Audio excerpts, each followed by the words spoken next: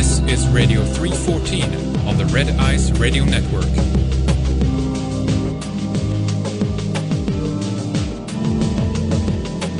A big hello to all of you. My name is Lana Lochtef, and today, Lisa Arbercheski from Tragedy and Hope joins me. So sit back, relax, and have a side commentary of your own. But remember, we're not in this to agree all the time. We're in this to engage in healthy, philosophical discourse, which in turn activates our hearts, minds, bodies, and souls to go on a deeper journey within. Welcome, Lisa. How are you today? I'm good, Lana. Thank you. Thank you for inviting me. Sure. So did you hear about the bombs that just went off today, the Boston Marathon? Actually, I have heard. I don't know very much.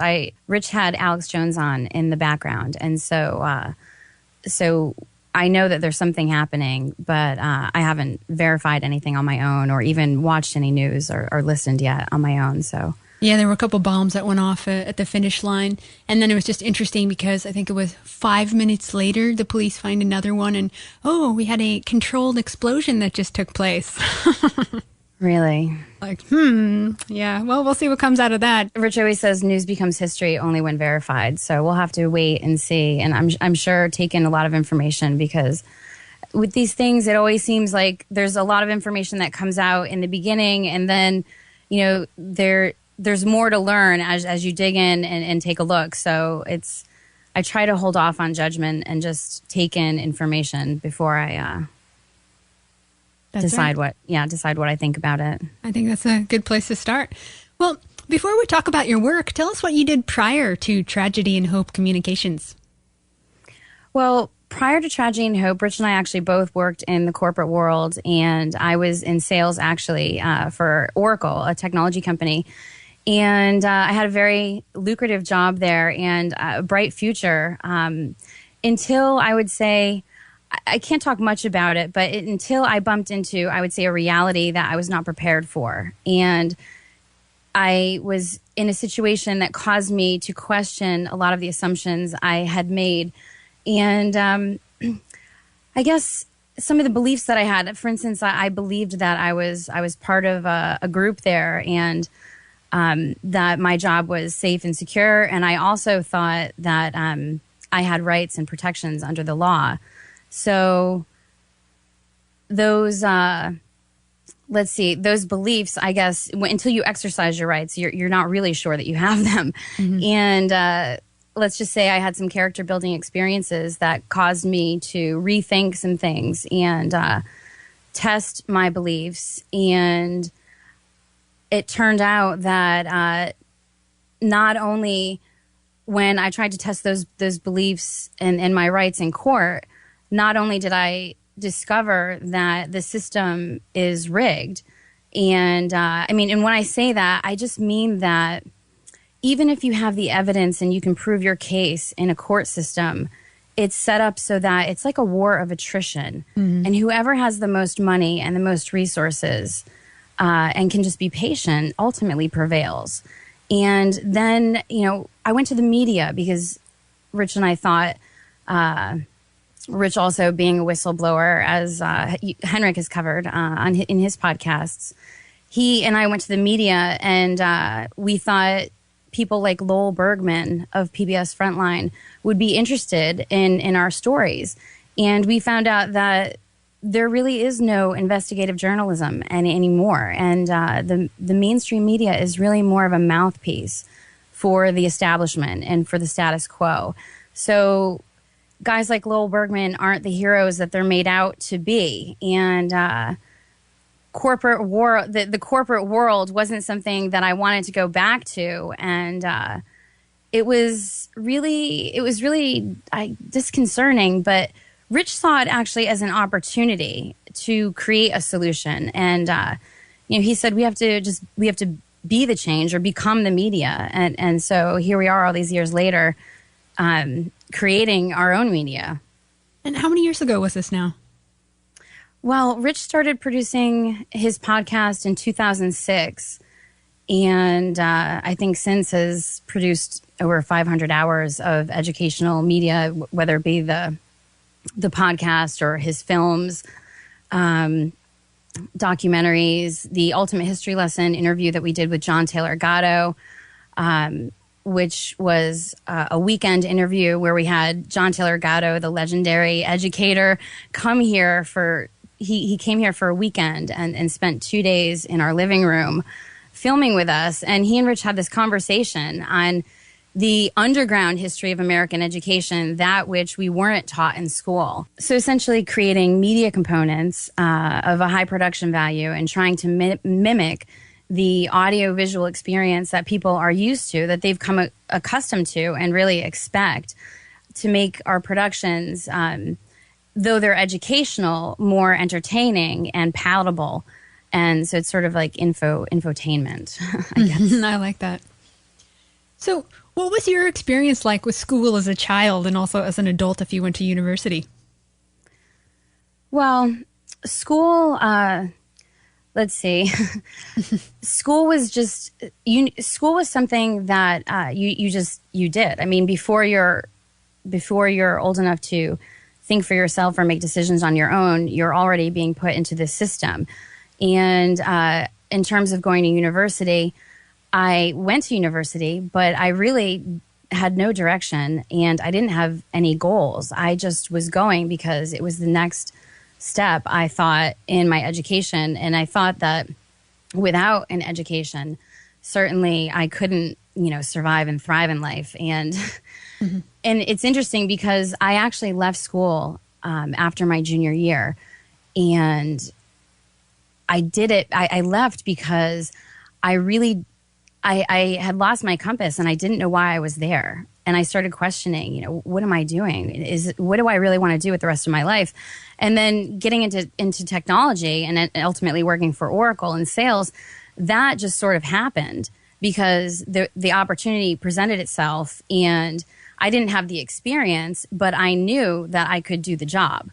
And it's interesting because we have this idea of getting a diploma and having the credentials to produce and to be creative and to earn a living in this world. And really, that's not the case at all. I mean, what we need is a method to learn anything on our own and to be self-reliant and what I guess the most interesting part of school for me is that it actually killed my curiosity. And I didn't realize that until we interviewed John Taylor Gatto. And I really started reflecting on my own school experience. And I thought, wow, at what point? For the listeners, we were just cut out for a very long time. So we're trying to pick up where we left off when Lisa was talking about her experience in school. So we'll go from there. Something about school killing my curiosity and not realizing it until much later in life. And a lot has happened since school. I feel like I've learned so much more since school and outside of school and on my own without an authority, because in school it was learning what, the teachers or the other, anyone else involved, these authority figures are telling you what you should be doing. They're putting you sort of in your place. And I learned that through reading John's books and then sitting with him and for the weekend. And it wasn't even until afterwards when Rich was editing and I was listening to it over and over that it really dawned on me. I'm one of those people. Learning is life is a continuous classroom and a continual refinement process. And I'm learning every day. And whether it's through reading a book or watching a documentary, or it's just through engaging in life and interacting with people.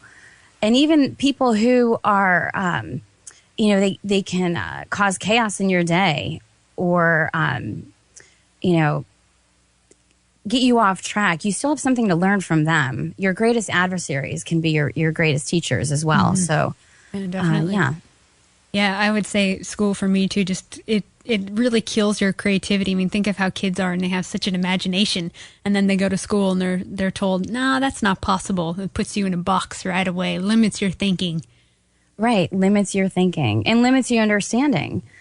Limits the context that you have for the history, how we got here, how we came to be.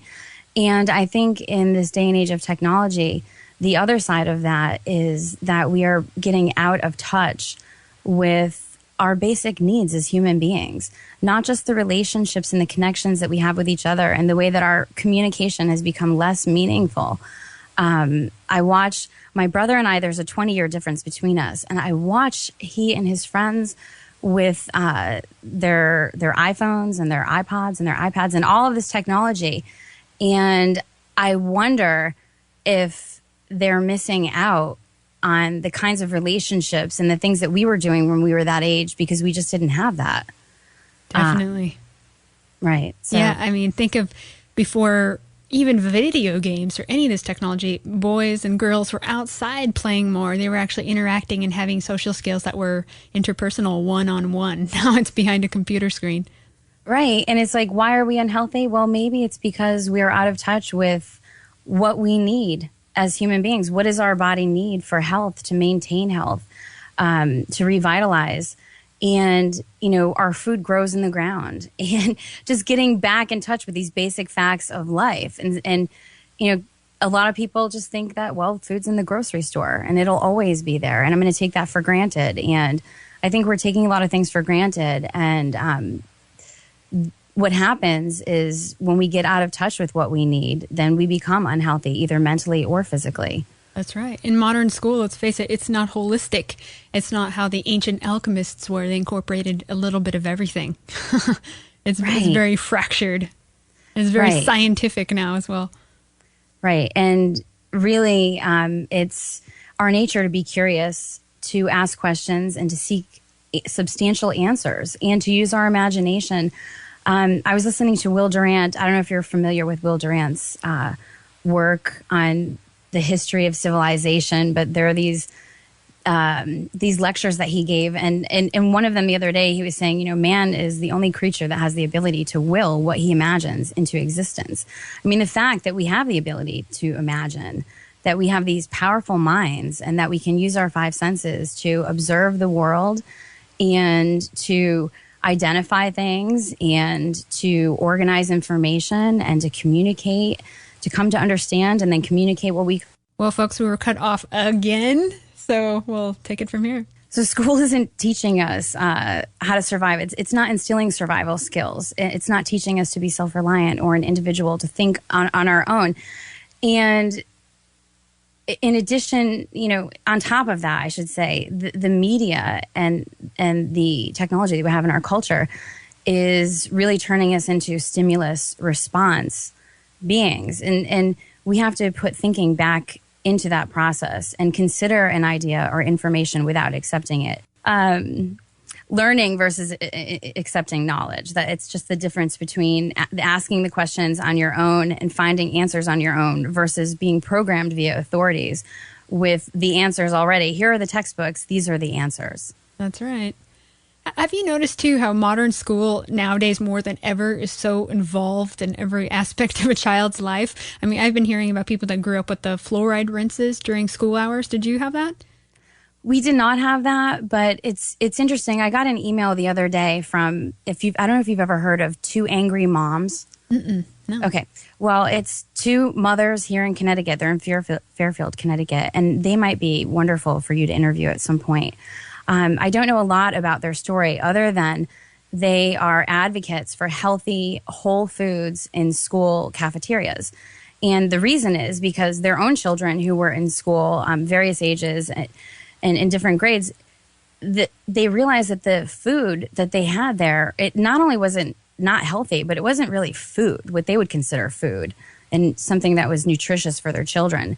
And so they went on this campaign and they got things changed locally. And now they're trying to provide other people with the tools and resources that they need to do likewise in their own local communities. Oh, that's great. I know people are also doing that to get fluoride out of their communities, which is pretty awesome.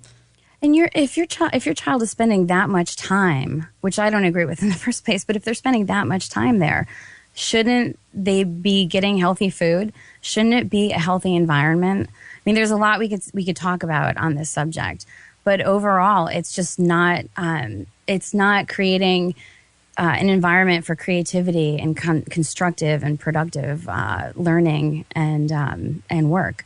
Yeah, it's right. And John Taylor Gatto explains that as well, the psychological problems that result from a child going to school, from dealing with the bullies to the ugly environment, right down to what the teachers are teaching. I mean, it's really creating a schism in the children's minds. It's not teaching them how to think, but what to think. Right, and it's not teaching them about the more important things in life. You know, just enjoying life and empathy towards other people, compassion, love, the things that make us human. We're all involved in the same struggle, and yet this world has us just divided and conquered at so many levels. And we focus so much on our differences instead of the things that we have in common, the common ground that we have, getting back to the basic things that you need as a human being. Aside from, healthy food and clean air and water, we also need each other. And we need those connections, those meaningful connections with each other. From your research, at what point did schools start becoming such a mind control operation, or do you think it was always that way from the start? I guess it depends on the difference between schooling and educating. And I think that, it's interesting. We learned the trivium method from Jan Irvin, who you've had on your podcast before, and really just to demystify it, it's just a method to learn anything. It's a way that you take in information and process that information. And it's just a process for consistent and clear thinking. And what I came to realize in learning about the trivium method explicitly, which is just observation, identification, organization, and communication. It's just you're observing the world through your five senses. You're identifying things, you're defining terms, you're organizing that knowledge and comparing and contrasting, and through that process eliminating contradictions, and you're dismissing the arbitrary so that you can focus in on the substantial, so that you can make the connections and attain an understanding of what you're consuming in context. That's learning. Mm-hmm. And then what do? We use that, what we come to know and understand, either in decision making, or in our actions every day. And I came to realize that I was already using this implicitly, just not consistently and thoroughly and consciously in my everyday life. Anything that you need to learn from, if it's a health topic, I had a friend the other day asking me about what multivitamins to take. And so I just started, doing my grammar on health. And it's like anything that comes up every day in your life, you can usually, use this method, because it just is a reflection of and complementary to how we naturally learn. So how do you deal with ideas of conspiracy within government or media, school, et cetera, et cetera? What is your relationship to it? Conspiracy. Conspiracy exists. I don't know if you mean, like, how do I deal with conspiracy theory, or that's kind of a broad question. But it's interesting because the whole idea of conspiracy, when you say that, it's the first thing that comes to my head is conspiracy theory, because we all associate those two words now together. That's just this meme that's been created through our mass media and our culture. And when 10 years ago, when we first started doing our own research and Rich started acquiring these history books like Tragedy and Hope by Carol Quigley, and Fire in the Minds of Men by James H. Billington, and all of these books, he started talking about these things, and I thought, well, that sounds like conspiracy theory. But then, it's not just reading the historian's perspective. Then you can actually go, and these characters that they're writing about, you can read their own work, their autobiographies, their memoirs, their letters to each other, biographies that have been written by other historians. And so there's this trail of evidence and artifacts. And what you realize is that, yes, conspiracies exist, and predators exist, and plunderers exist. And that's just a fact of life. And it's up to us to resist that, to be aware of it, and to be conscious of it isn't enough. You also have to resist it. But it's challenging to resist it unless the broader population is also understanding and aware of it and conscious and resisting likewise. And that's where that's why we do what we do every day, is to try and, get this information out to the broader population and create, little media components that are palatable enough for them to pass around and share. And so, we'll see, one day at a time. It's funny, as we're talking about conspiracy, there is a black chopper, folks, flying around our house, and it has been for a while. I just think that's funny because some people always freak out. Well, and it's, conspiracy, we don't even have to talk about conspiracy. We can talk about the things that are affecting us for real every day in our life that we know about, that are open. And, they may be started off conspiratorial, but they're just open. Like, for instance, genetically modified foods and fluoride in our water. And it's interesting that you just will never see an honest, open, intellectual, respectful debate about these things in the public discourse or in the media at all.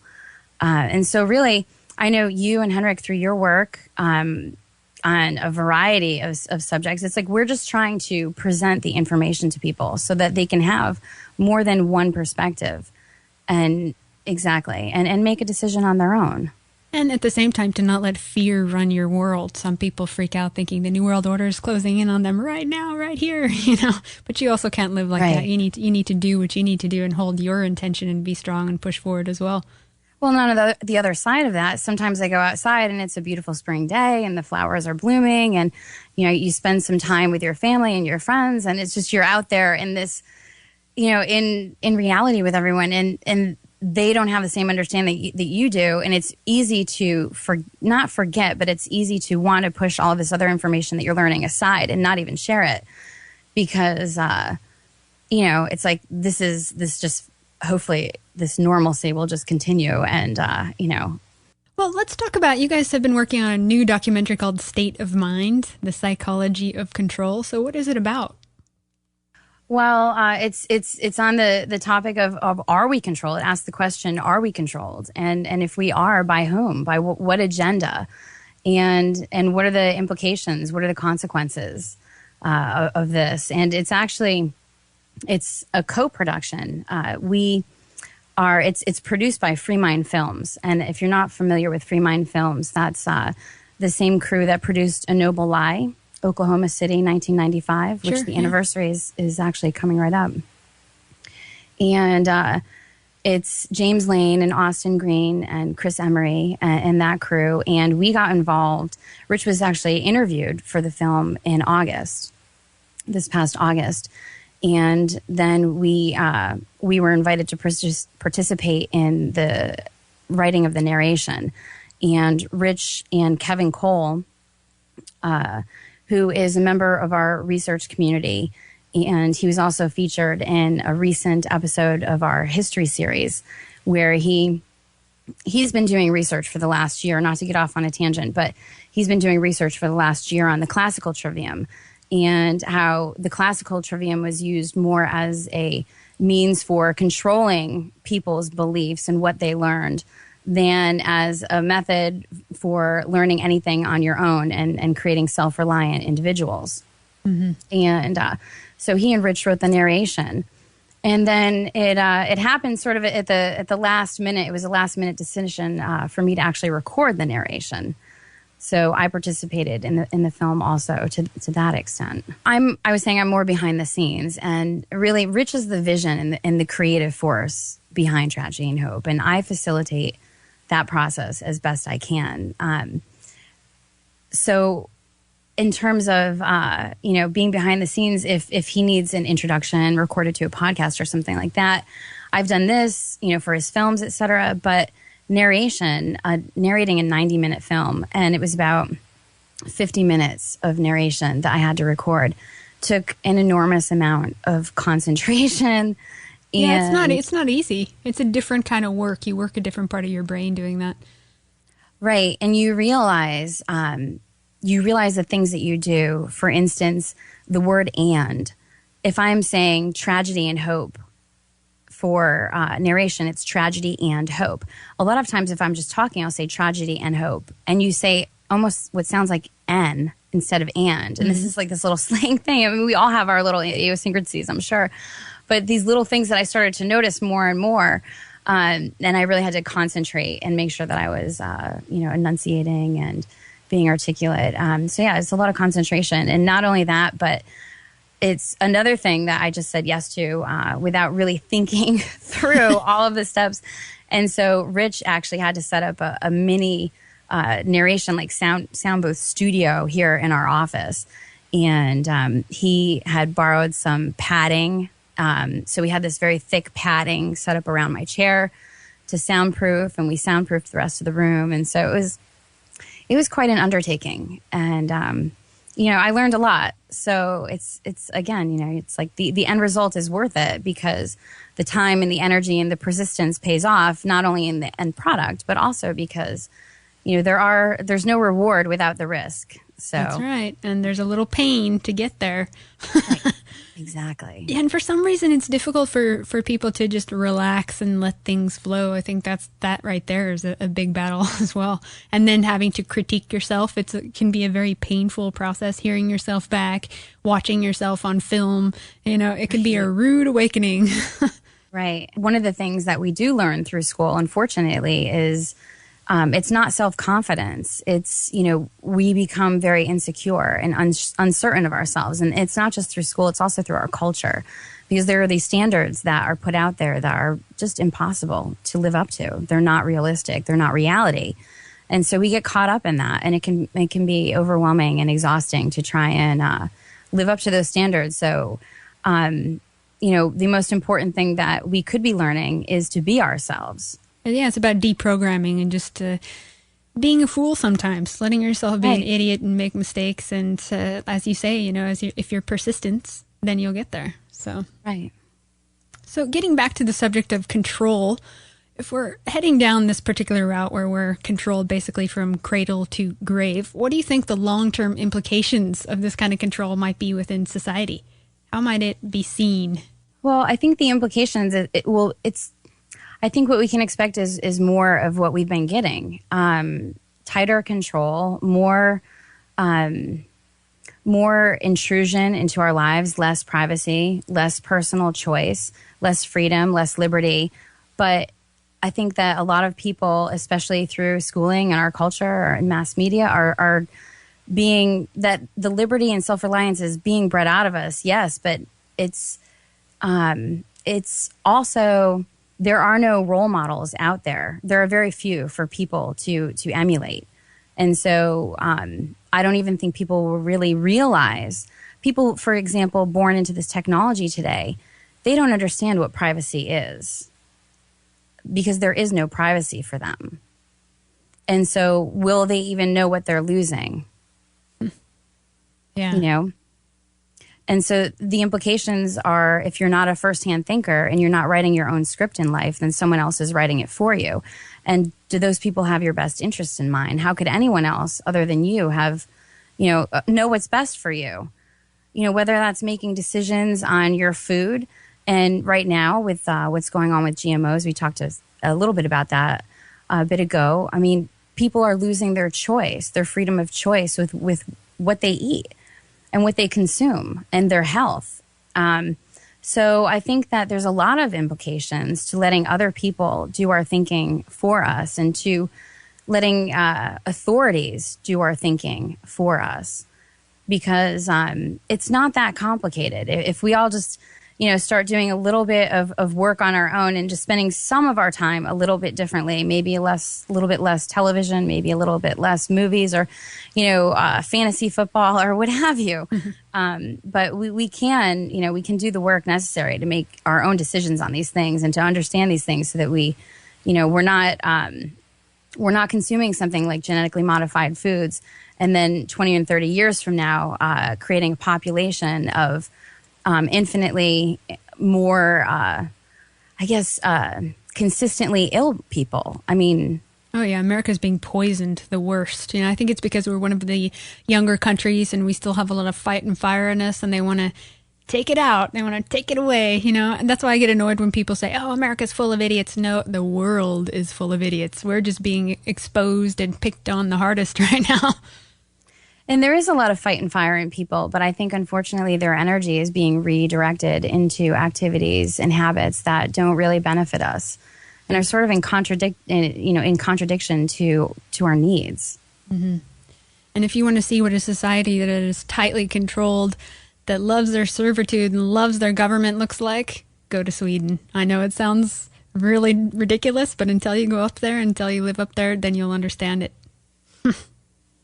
I mean, I just sort of feel that people should have the right to do as they please, as long as they're not violating anyone else's volition. If you want to plant a garden in your front yard and grow your own food, or any of the other things that we're doing every day, it's like, why should the government or any other authority be involved in our decisions and how we're living our life? They shouldn't. But yet people scream for it. They want it. Yet try building a house without a permit, driving without a license, try buying a rifle, try not paying taxes for not wanting to support a war. Then you'll see how controlled we are. I mean, there's a lot of people that say, nah, we're not controlled, we're free. But they don't see any of this. Right, and we just accept those things as facts of life because you're born into it. You're born into these systems, and before you're old enough to really realize it or think for yourself, you're being taught to not think for yourself, to look up to authorities or other people who know better than you do, to not trust your own instincts and your own five senses and your own experience in life, because these other people have already done the thinking for you. And here it is all in these books, and just read these books and you'll be fine. Yeah. You're cogging the wheel. I know this is a really tough question, but if we try and trace back, how far does this obsession to control humanity go? In your view, how far back does it go? Is it human or is it non-human? What is it? Well, we're very complex creatures. I mean, human beings are complicated. I think probably for as long as there is recorded history, you'll find human beings wanting to control other human beings. And there are people who create and produce, and then there are other people who, for whatever reason, they're not creative and they're not productive, and they plunder, and they will want to plunder your production. And, there are also people who have this corrupted ideology, philosophy that they are born somehow better than other human beings. There's no proof. There's no evidence of this. They've tried to find scientific and other evidence for this, but they've come up short. And so it's like there's this intellectual elite, this ruling class that they believe, for whatever reason, that they were born to rule, and that you were born to be a serf or a slave, or just an obedient worker, someone who is part of facilitating their lifestyle, their quality of life, increasing their quality of life, so that they don't have to do any work. Yeah. I just wonder where that drive comes from. I know David Icke has his theories. Other people have their ideas. I mean, it is almost something alien. Well, it's alien to me, but it seems to be something that other people either they take on because they too were born to parents who had this corrupted belief system and passed it on to them. It's the chicken or the egg. It's like one of those questions. If one is starting to wake up and they want to reclaim the sovereignty of their own minds, how would they begin to untrain or deprogram? How do they begin to liberate themselves from the sludge of basically someone else's view of the world? Well, again, it's just a really simple process I think once you become conscious and you start thinking for yourself, that's the hardest part. Now, the world is, just a classroom, and you have your five senses, and you can observe, and you can identify things, and you can begin to learn and then share that knowledge. And there's a number of ways to share that knowledge. I mean, you and Henrik and Rich and I, we're creating media. There's other people creating different forms of art, but learning to creatively communicate with other people in a meaningful way, so that we can, come together as individuals and in large numbers. It's like people talk about collectivism in community. You can have a community without being, in a collective. I mean, exactly. When individuals come together of their own volition and decide to form groups for their own safety and security and quality of life, etc., and to resist these things that they're not for our benefit. What do you think has caused this collectivist paradigm? I mean, I really see it right now, even in alternative media. And Henrik and I joke around and call them truth fascists and metaphysical commies, groups that just want to lurk together, think the same, be the same, and they get angry when you're not. They want to flog you, flog the individual who wants to be free, one who doesn't care about the collective. And then there's this stigma that that person is a selfish, ignorant person or a radical person. Have you noticed that? Well, yeah, it's just that, it starts with you, and you have to love yourself, and you have to be self-reliant and do your own thinking and become an individual before you can help others to do likewise. And, there's nothing wrong with people forming groups. It's just when you get into this, I think that our culture, and we're brought up to want to be liked and to want to be accepted. And that's, I think, why people get into this group think. But, the first step, I think, is in reclaiming your sovereignty, is just recognizing that you are a unique individual and you do have value, and your self-confidence doesn't have to come from an authority, and it doesn't have to come from the group. It can come from having, a method to deal with life and to deal with the uncertainty and the unknown and all these things that are coming at us every day. I mean, there's a lot going on out there. And so, it can be overwhelming, and it can be easier to just go along with the group. I've been there myself, and it takes a lot of courage and character and I think reflection, self-reflection and reflection on your beliefs and your values, et cetera. So it's an individual process. I think that people come to it on their own. Yeah, it's true. And I think it's really important to remember, bottom line, to let others spend their life as they want to. Just mind your own business. They're on their own journey, and let them, come to a realization on their own. You don't have to force people along. You can just sort of plant seeds, and you have to be patient with people, because we weren't. I started learning about these things in my 30s. I started learning about, these things, life and the world around me, in my 30s, because I was just sort of going along, and I guess in groupthink. Yeah, I noticed too. The thing is, philosophical discourse. That is a big part, even in alternative media, that I feel is kind of lacking. Instead, there's a lot of attacking going on, instead of just having a healthy conversation, and it's okay to disagree on certain things. Do you notice that? Well, yeah, I do. I do notice that. And I think that it's we filmed a couple of debates recently for our history episode, our history series rather, and we filmed a debate. They were both on government and authority, and the first was one of them was with Stefan Molyneux and a gentleman from our community, the research community, Tom Wilcutt's, and the question was, is government immoral? And it ended up not being so much of a debate as I think it was just a respectful discussion, and it furthered things in my mind. I learned some things from it, and just because they engaged with each other, not from either person saying, I'm right and you're wrong, but it was being open and listening to each other. I think that kind of respect and dignity is lacking from what is called debate in the mainstream, but it's never really debate. And it's not about winning or losing. I think it's about learning.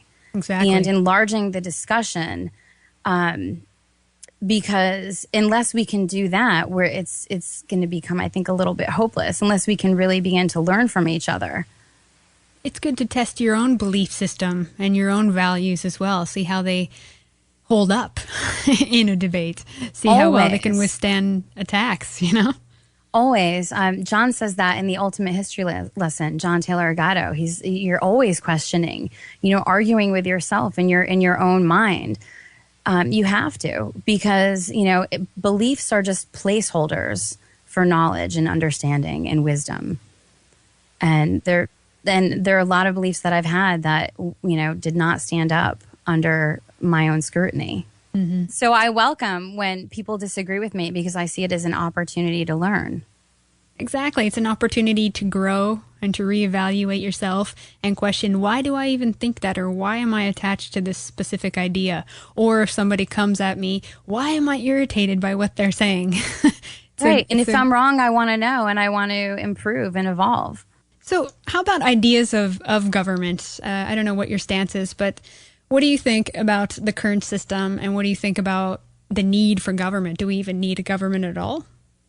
Well, I think the current system was set up with the interests of a ruling class in mind. I mean, the people who created it certainly did set it up in with their interests in mind, and I don't think that it is serving our interests. When I think of politicians, they're there representing us. They're supposed to be making decisions on our behalf, et cetera, and they're not representing my needs. My needs are not being met.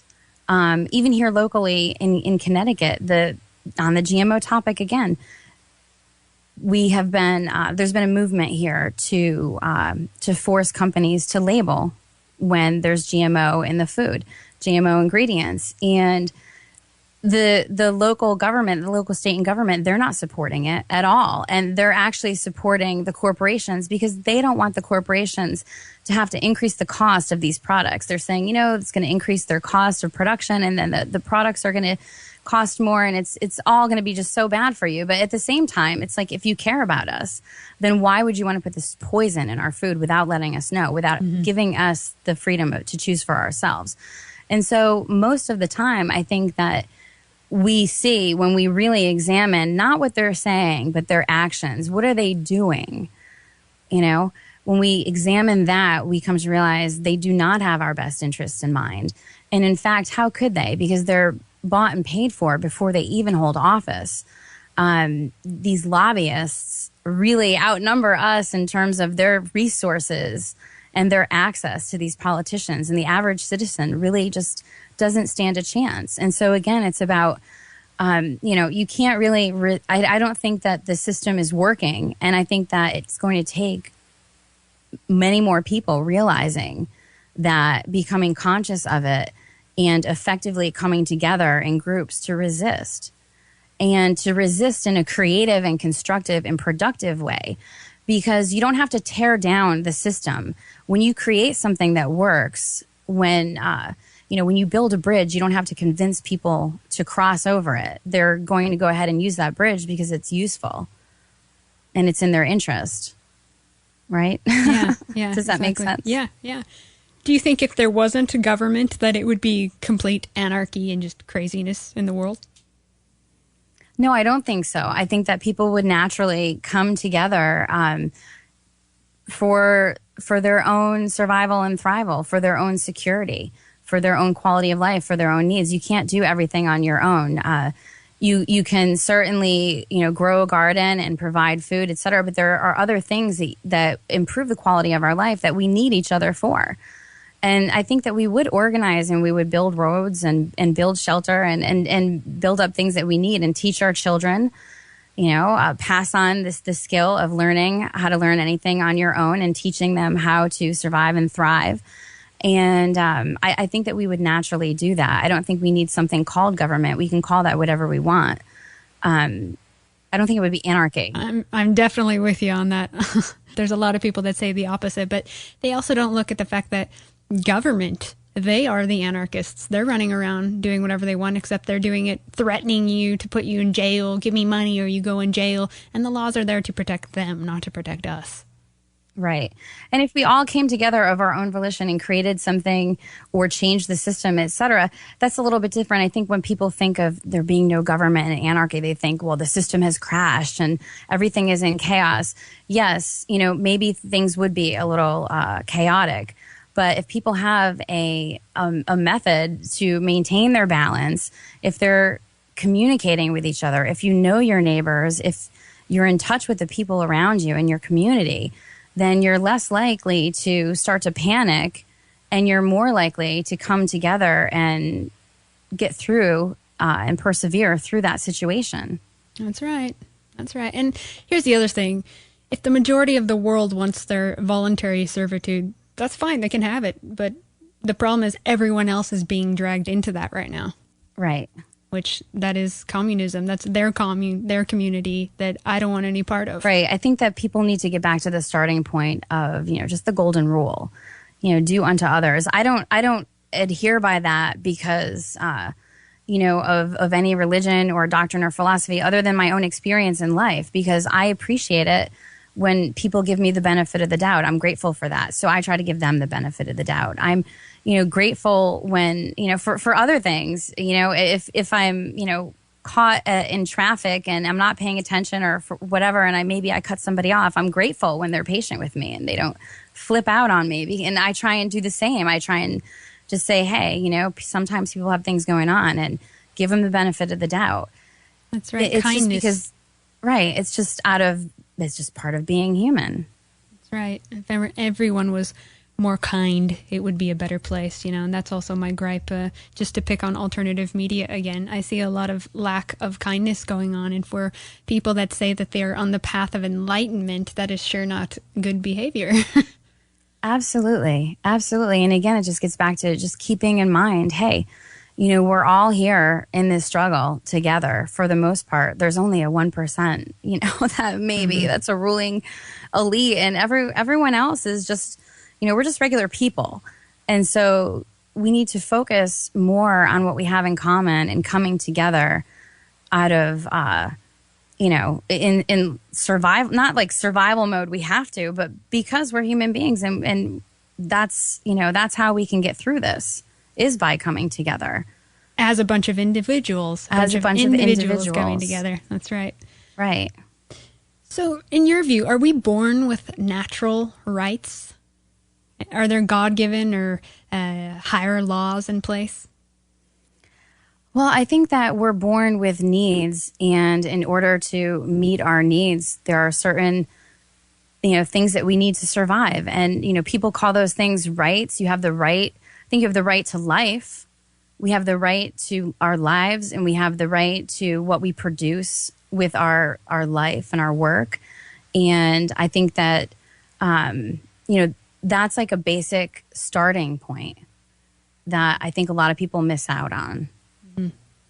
Yeah, I think if man-made law was gone, Henrik and I talk about this all the time, then people would quickly learn what, quote unquote, God's law or the higher law is. For instance, laws of karma or reciprocity. You learn those things instinctively through trial and error. Right. And right now, by having other laws in place, it prevents people from actually being able to have those experiences and make those mistakes and learning on their own. So we're taught that our rights are given to us through these laws and these rules, et cetera. And in these 15,000 hours, we are, the resistance to authority is just bred out of us. Yeah. Yeah, that's the thing. I mean, what is authority? Who is authority? It's basically the guy that has the bigger guns or bombs or... I mean, if you go back into European history, it was, the churches would come through there and submit to believe, and if not, they would skin you alive and make an example of you, right? So it was fear that instilled authority. Right, and who is responsible for you? We are responsible for ourselves. We're responsible for our actions, et cetera. We need to be responsible for ourselves, but people have become just complacent to having other people make decisions for them and be responsible for them. I just think that as things get worse, for instance, as people become unhealthy as the result of the quality of our food and all of the pesticides and the herbicides and everything else, as these things begin to happen, as they lose some of their liberties, then I think that they might wake up to it. And you become uncomfortable, I guess, with the authority is what I'm saying. As people become uncomfortable and it starts encroaching in on their daily lives, then you begin to start to say, hey, what is this? And why are these people making decisions for me? And who is responsible for me, if not myself? Exactly. And then you have to think of it a different way. By me not following their law, I'm actually doing the right thing. And something will look after me. I do believe that there's a bigger force that comes into play and looks after its own that are brave enough to break away and do something else and not submit. Yeah. It's like you experience little synchronicities. You feel like you're on the right path, but it's not easy, and it takes a lot of courage to be responsible for the contents of your mind and to be responsible for yourself and to say, no to authority. In the State of Mind, do you guys talk about the scientific dictatorship at all? Because they play a huge role in both control and also poisoning the planet. So really what you're talking about with the scientific dictatorship is the group of people throughout time, who have sought to understand the human being in order to control not only the mind of the human being, but the body of the human being as a human resource. And Bertrand Russell has talked about this and the impact of science on society. Long ago, he talked about altering seeds. He talked about vaccine. He talked about chemicals that can actually do the equivalent of a chemical lobotomy to easily control the people. So I think that that's going on as well. You've got the mind control aspects happening. And Aldous Huxley actually wrote about that very same thing. And yeah, they all hung out together. Right. And what we see now is, and what we see today is a population that is heavily medicated on pharmaceutical drugs. And again, not questioning this because of these authorities called doctors that are suggesting them and prescribing them, really without thinking, as sort of a reaction. If someone has trouble sleeping, give them this pill. If someone has a little bit of anxiety, give them this pill. If you're feeling sad, there's a pill for that. And so it really is this controlling of our emotions and of our body through not only the pharmaceutical industry, but also the food we're eating, as we were talking about. Mm-hmm. And all the products you use. I mean, today I was working on a health article about the toothbrush. Seems like a benign thing. I wanted to see at what point it became something toxic, using nylon and plastic and things that you really shouldn't be shoving in your mouth like that. It used to be just using some wood, maybe some boar's hair or twigs or herbs or whatever, and then it became this real toxic utensil. And then I traced it to 3 families, which are all eugenicists. So it was the founder of DuPont. You had the founder of Procter & Gamble, and then, of course, the Rockefeller Foundation. So all these people were working together to first manufacture the first toxic toothbrush in America and, of course, put out the fluoride toothpaste. So it's everywhere. When you research some of these huge toxic companies, they're all eugenicists. Well, and you're talking about just looking at the ordinary, everyday things that you use in your life, like a toothbrush. Or when I started looking into mattresses and pillows and things like that, I started realizing all these flame retardant chemicals and, again, DuPont chemicals, et cetera. And you don't realize the litany of toxins that are in your environment. And there's really no pushback for these companies. Of course, a lot of the materials that they make could be done with hemp.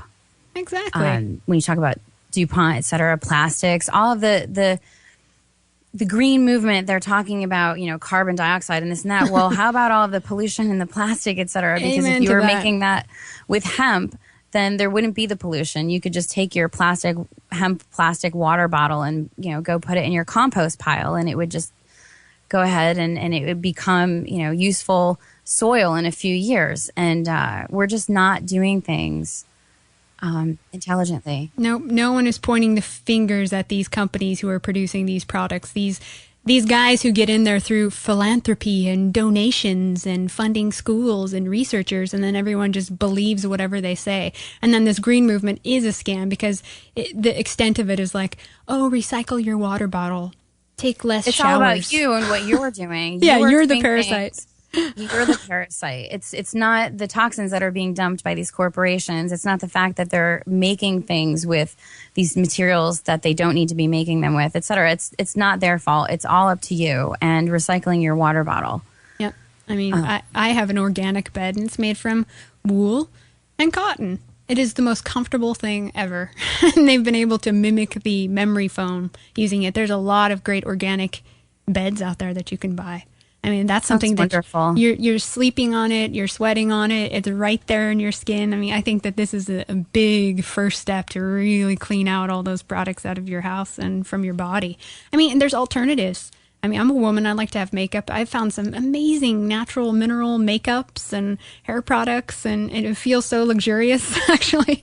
And you'll have to share some of those with me after the show, because I've actually been looking recently. I find that it's really challenging even to do research because These companies, they're very deceptive. The marketing and the advertising, it's they're clever. They're very clever, and you almost have to get a friend of mine was telling me recently that he got a biochemistry book from a university because he was trying to understand some of the supplements that he was taking and some of the ingredients in his food, et cetera. He's like, I feel like I have to get a degree in biochemistry just to understand these things, but it's true. We do have to do some here's learning. The thing. If you're having a hard time understanding what it is, it most likely is a chemical, because a lot of my labels I can read and, oh, I know what that is. I know what that is. I know what everything is. So the fewer the ingredients, the better. And there's a lot of words. Good rule of thumb. A lot of words being thrown around like all natural, herbal, and organic. It's all bullshit.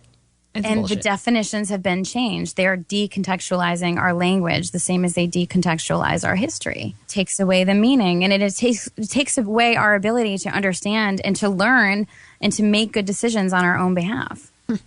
I've said this before, but I'll say it again. That's why this is a good time when the alternative community can get together and actually support the companies that are really putting out the good products, the good food, the good alternative. I mean, it is a time to put your money where your mouth is. Absolutely. Absolutely. Whether it's alternative media or alternative options for your clothing or your mattress, et cetera. These decisions that we make every day, we are voting with our dollars. I think it does make a difference. I know it makes a difference because Rich and I couldn't get up and do what we do every day without the generosity of the subscribers and the people who are in the Tragedy and Hope research community, and the people who donate and who buy hard copies of our work to support us. Without that, we wouldn't be able to sustain. And with that, the possibilities, I think, are endless. When people start really being conscious of where they're spending their money and take a little bit from a place like maybe cable television or some other thing that you don't necessarily need and putting it someplace where you know that it's going to make a difference. Exactly. And here's the thing. If we create these businesses, then there's also better jobs for people that are like-minded, that want to create our own free market. You know what I'm saying? Right. Make the current system obsolete by creating something new that does serve all of our interests as individuals together. As we begin to wrap up here, on a spiritual side of this, do you think humanity will break free and fulfill some sort of destiny? I'd like to think so. I mean, I believe it's possible. I think we have an enormous amount of potential. So, I think so. Yeah, I know Richard Grove has said, too, the real revolution is between the ears. That's right. I like that, yeah. So, also, as we wrap up, why don't you tell us how people can watch State of Mind and anything else you'd like to mention? Well, you can find State of Mind. Actually, I'm going to have to link to it on our website because there's an IMDb page, but it's just a little bit too complicated for me to try and read out right now. But you can certainly visit tragedyandhope.com. And you can get in touch with all of our media there. And if you'd like to participate in the community, there's also a tab there where you can click to join and check out the resources in the research and development community. Lisa, thank you. It's been very refreshing speaking with you. Thank you so much, Lana, for inviting me and really putting me at ease. And I enjoyed our conversation.